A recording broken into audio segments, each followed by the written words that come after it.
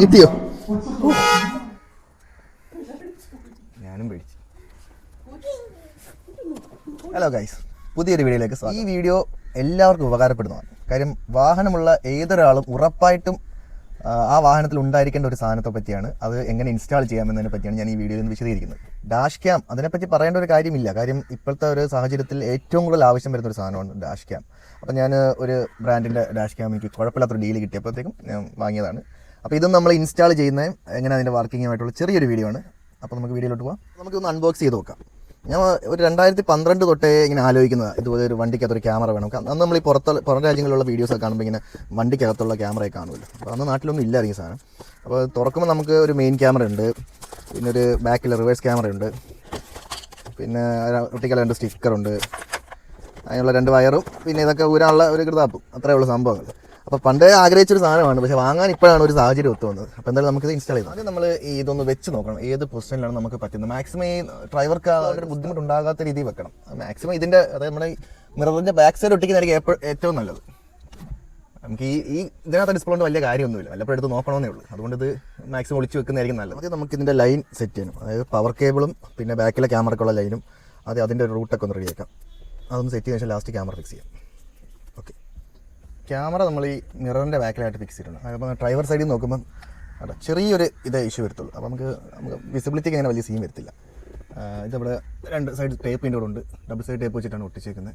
അപ്പോൾ അത് നല്ല രീതിയിൽ ഫിക്സ് ചെയ്തിട്ടുണ്ട്, കുഴപ്പമില്ല. ഇനി ഇതിൻ്റെ വയറിംഗ് ആണ് എടുക്കേണ്ടത്. അത് നമ്മൾ ഈ പോർഷന് ഉള്ളിൽ കൂടെ ഇങ്ങനെ വയറിംഗ് എടുത്ത് ഇത് ഞാൻ ഊരി വെച്ചിട്ടുണ്ട്. അപ്പോൾ ഇതിനകത്തോടെ എടുക്കണം. ഒന്ന് പവർ കേബിളിങ് ഇതുവഴി എടുക്കാം, പിന്നെ ഇതുവഴി ബാക്ക് ക്യാമറയുടെ എടുക്കാം.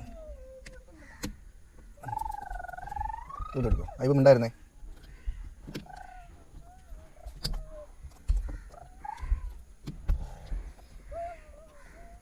പുതിയൊരു ഡാഷ് ക്യാം വാങ്ങാൻ ഉദ്ദേശിക്കുമ്പോൾ ശ്രദ്ധിക്കേണ്ട കുറച്ച് കാര്യങ്ങൾ ഞാൻ പറയാം. ഡാഷ് ക്യാമിൻ്റെ ഇമേജ് സെൻസർ എപ്പോഴും നല്ലത് തന്നെ നോക്കുക. അതായത് ഇപ്പോൾ ഏറ്റവും നന്നായിട്ട് പോകുന്ന സോണിയുടെ സ്റ്റാർവിസ് 2 ആണ്. അപ്പോൾ അത് തന്നെ മാക്സിമം എടുക്കുക. ഫ്രണ്ട് ക്യാം എപ്പോഴും മാക്സിമം 4K തന്നെ ചൂസ് ചെയ്യുക. 4K കിട്ടിയില്ല 3K ആയാലും വലിയ സീനില്ല, ബട്ട് മാക്സിമം 4Kയിലേക്ക് പോകുക. ബാക്ക് നമുക്കൊരു 2K വരെ ആയാലും സീനൊന്നുമില്ല. പിന്നെ ക്യാമറയുടെ mega pixel, front cam minimum 5 MB എങ്കിലും നോക്കുക, ബാക്ക് 2 MB.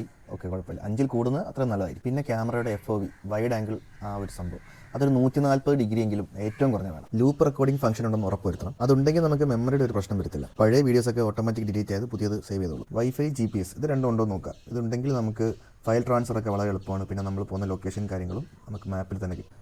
ക്യാമറയിൽ ഇൻബിൽട്ടായിട്ട് വരുന്ന ഡിസ്പ്ലേ മാക്സിമം ഒഴിവാക്കാൻ നോക്കുക. അതിന് വലിയ ഉപകാരമൊന്നുമില്ല, പക്ഷേ പ്രൈസ് കൂടത്തേ ഉള്ളൂ. സകല കാര്യങ്ങളും നമുക്ക് മൊബൈലിൽ ചെയ്യാം, പിന്നെ ഡിസ്പ്ലേയുടെ ആവശ്യം വരുന്നില്ല. ക്യാമറയിൽ ചെറിയ രീതിയിൽ ഒരു ബാറ്ററി സപ്പോർട്ട് വരുന്നുണ്ട്. ലിഥിയം അയൺ അല്ലെങ്കിൽ സൂപ്പർ കപ്പാസിറ്റർ, ഇത് രണ്ടിലേതെങ്കിലും ഒന്നായിരിക്കും വരുന്നത്. ഇവിടുത്തെ ചൂടിൽ രണ്ടും വർക്കിംഗ് ആണ്, എന്നാലും കൂടുതൽ കപ്പാസിറ്ററിലോട്ട് പോകുന്നതായിരിക്കും നല്ലത്. വാഹനം കൂടുതൽ സമയം പുറത്തിടുകയും അല്ലെങ്കിൽ മറ്റുള്ള സ്ഥലങ്ങളിൽ പാർക്ക് ചെയ്തിട്ട് പുറത്തു വേണ്ട ആവശ്യമുള്ളവരൊക്കെ ആണെങ്കിൽ ഫുൾ ടൈം പാർക്കിംഗ് മോണിറ്ററുള്ള സിസ്റ്റം വാങ്ങുക. ചെറിയൊരു എമൗണ്ട് എക്സ്ട്രാ കൊടുത്താൽ വയറിംഗ് കിറ്റ് കിട്ടും, അത് വാങ്ങി ഇൻസ്റ്റാൾ ചെയ്താൽ മതി. പിന്നെ ഏറ്റവും ഇമ്പോർട്ടൻ്റ് ആയിട്ടുള്ള ഒരു കാര്യമാണ് വാറണ്ടി. കൂടുതൽ വാറണ്ടി കിട്ടുന്ന മോഡൽസ് എടുക്കാൻ ശ്രദ്ധിക്കുക. ഈ ഇൻസ്റ്റാളേഷൻ ഈസിയാണ്, കുറച്ച് ഡെഡിക്കേഷനും കുറച്ച് സമയം ഉണ്ടെങ്കിൽ സിമ്പിളായിട്ട് നമുക്ക് ചെയ്യാവുന്നതേ ഉള്ളൂ. വയറുകളൊക്കെ കറക്റ്റായിട്ട് കൊണ്ടുവന്നാൽ വളരെ എളുപ്പമാണ്. ക്ലിപ്പുകൾക്കുള്ളിലൊന്നും കുടുങ്ങാൻ നോക്കുക, ചിലപ്പോൾ വയർ പൊട്ടാനുള്ള സാധ്യതയുണ്ട്. എനിക്ക് കുറച്ച് ബുദ്ധിമുട്ട് തോന്നിയത് റിവേഴ്സ് ക്യാമറ ഫിറ്റ് ചെയ്യുമ്പോഴാണ്. അവിടെ വയർ ഉള്ളിൽ കൂടെ എടുക്കാൻ കുറച്ച് സമയം എടുക്കും. ക്യൂബോ എന്ന് പറഞ്ഞ ബ്രാൻഡിൻ്റെ ഡാഷ് ക്യാമാണ് ഞാനിപ്പോൾ വാങ്ങിയത്. ഫ്രണ്ട് 3K വരുന്നൊരു മോഡലാണ്. ഈ 1 മാസം ഉപയോഗിച്ചതിൻ്റെ റിവ്യൂ പറയുകയാണെങ്കിൽ ഇതിൻ്റെ സ്വിച്ചുകളുടെ ക്വാളിറ്റി ഭയങ്കര മോശമാണ്. പിന്നെ ഇതിൻ്റെ ആപ്ലിക്കേഷൻ കുറച്ച് സ്ലഗ്ഗിഷാണ്.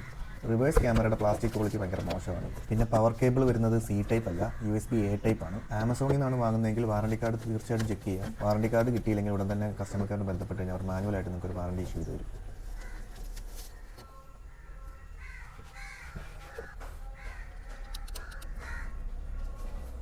ക്യാമറ കണക്ട് ചെയ്ത് പ്രോപ്പർ ഫിറ്റിംഗ് ആയിട്ടില്ല. ഫസ്റ്റ് നമ്മൾ ക്യാമറ ചെക്ക് ചെയ്തിട്ട് വർക്ക് ചെയ്യുന്നുണ്ടോ ഇല്ലയോ എന്നറിയാൻ വേണ്ടി. ഇപ്പോൾ ഫ്രണ്ട് ക്യാമറ വർക്കിംഗ് ആണ്. ഇനി ബാക്ക് ക്യാമറ നോക്കട്ടെ. ഓക്കെ, ബാക്ക് ക്യാമറയും വർക്കിംഗ് ആണ്. സംഭവം വർക്കിംഗ് ആണ്. ഇനി ഒന്ന് ഫിക്സ് ചെയ്യണം. വയറിംഗ് എല്ലാ പരിപാടിയും കഴിഞ്ഞ് കുറച്ച് ക്ലിയർ ചെയ്താൽ മതി. ഫിനിഷിംഗ് വർക്ക് മാത്രമേ ഇനി ബാക്കിയുള്ളൂ. ഇപ്പോൾ റിവേഴ്സ് ക്യാമറ ആണ് ഇപ്പോൾ സെറ്റ് ചെയ്യുന്നത്. അപ്പോൾ ക്യാമറ ഒട്ടിക്കുന്നതിന് മുമ്പേ ഇതുപോലെ ഒരു ടേപ്പ് അവർ തരും, അത് വെച്ച് ആദ്യം ഒട്ടിക്കണം. അപ്പോൾ നൈസായിട്ടിരിക്കും, അതിനകത്ത് പശയൊക്കെ വൃത്തിയായിട്ടിരിക്കുമെന്നാണ് പറയുന്നത്. ചരിഞ്ഞ് പോയി, കുഴപ്പമൊന്നുമില്ല. നമ്മൾ അതിൻ്റെ പൊസിഷൻ ഒന്ന് ഇത് വെച്ച് ലൈവ് ചെക്ക് ചെയ്ത് നോക്കുകയാണ്. ലൈൻ അതായത് കുറച്ചുകൂടെ ക്ലാരിറ്റി കിട്ടുന്ന ഏത് പൊസിഷനാണെന്ന് അറിയാൻ വേണ്ടിയാണ് ഇപ്പോൾ ചെയ്യുന്നത്. ഓക്കെ, ഇങ്ങനൊരു ലൈൻ കിടക്കും. ഫോണിന് ഇതിൻ്റെ തന്നെ കോപാട് ഒരു ആപ്ലിക്കേഷൻ ഉണ്ട്. അപ്പോൾ അത് വെച്ച് നമുക്ക് കറക്റ്റായിട്ട് ക്യാമറയുടെ ഇതൊക്കെ നോക്കാം, ലൈവായിട്ട് തന്നെ നോക്കാം. ഫ്രണ്ട് വ്യൂ ആയാലും ഫ്രണ്ടിലെ ക്യാമറ വർക്കിംഗ് ഇപ്പോൾ എങ്ങനെയാണെന്നൊക്കെ നോക്കാം. കാരണം അതൊക്കെ അഡ്ജസ്റ്റ് ചെയ്യാനൊക്കെ നല്ലതാണ്.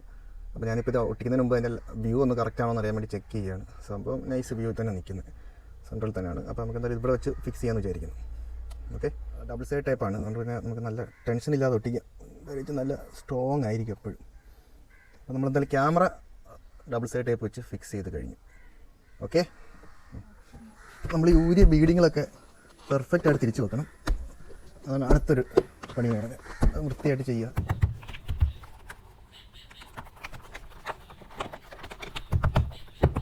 നല്ല നീളമുള്ള വയറാണ്, അപ്പോൾ അതുകൊണ്ട് നമ്മളിത് ഒരുപാട് എന്തായാലും ബാലൻസ് വരും.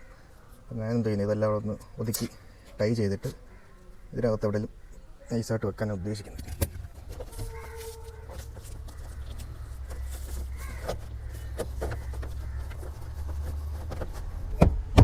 ഓക്കെ, എന്തുള്ള വർക്ക് കംപ്ലീറ്റ് ആണ്. ചെറിയൊരു ചരിവുണ്ട്. വീട്ടിൽ നിന്ന് ക്യാമറയും ഫിറ്റ് ചെയ്ത് റോഡിലോട്ട് ഇറങ്ങിയപ്പം വന്ന് പെട്ടത് പോലീസിൻ്റെ മുന്നില്ല. റോഡിൽ വീതി ഇല്ലാത്തതുകൊണ്ടാണെന്ന് തോന്നുന്നു പോലീസുകാരൻ പുറകോട്ടെടുത്ത്. അപ്പോൾ വീഡിയോ ഇത്രയേ ഉള്ളൂ ഗൈസ്. ഇഷ്ടപ്പെട്ട ലൈക്ക്, ഷെയർ ആൻഡ് സബ്സ്ക്രൈബ് മറക്കരുത്. ഇപ്പോൾ നിങ്ങൾ ഈ സൗണ്ട് കേൾക്കുന്നത് നമ്മുടെ ഡാഷ് ക്യാമിൻ്റെ മൈക്രോഫോണിൽ നിന്നാണ്. അത് വഴി റെക്കോർഡ് ചെയ്തിട്ടുള്ള വോയിസ് ആണ് ഇപ്പോൾ കേൾക്കുന്നത്. റോഡിലോട്ട് ഇറങ്ങിയിട്ടുള്ള വിഷ്വൽസ് ഇപ്പോൾ കാണിച്ചത്. നമ്മളുടെയൊക്കെ നമ്പർ പ്ലേറ്റ് നല്ല അത്യാവശ്യം കുഴപ്പമില്ലാത്തൊരു നമുക്ക് വിസിബിൾ ആണ്. ബാക്കിലിടുന്ന വണ്ടിയുടെ ആയാലും ഫ്രണ്ടിൽ പോകുന്ന വണ്ടിയുടെ ആയാലും നമുക്ക് നല്ല രീതിയിൽ കാണാൻ പറ്റുന്നുണ്ട്. കുഴപ്പമൊന്നുമില്ല. നമ്മുടെ ഒരു ബഡ്ജറ്റിൽ നിൽക്കുന്ന അത്യാവശ്യം നല്ല ക്ലാരിറ്റി വരുന്ന ഒരു പ്രോഡക്റ്റ് തന്നെയാണ് ഇത്. നല്ല വിസിബിൾ, നല്ല. ഓക്കെ.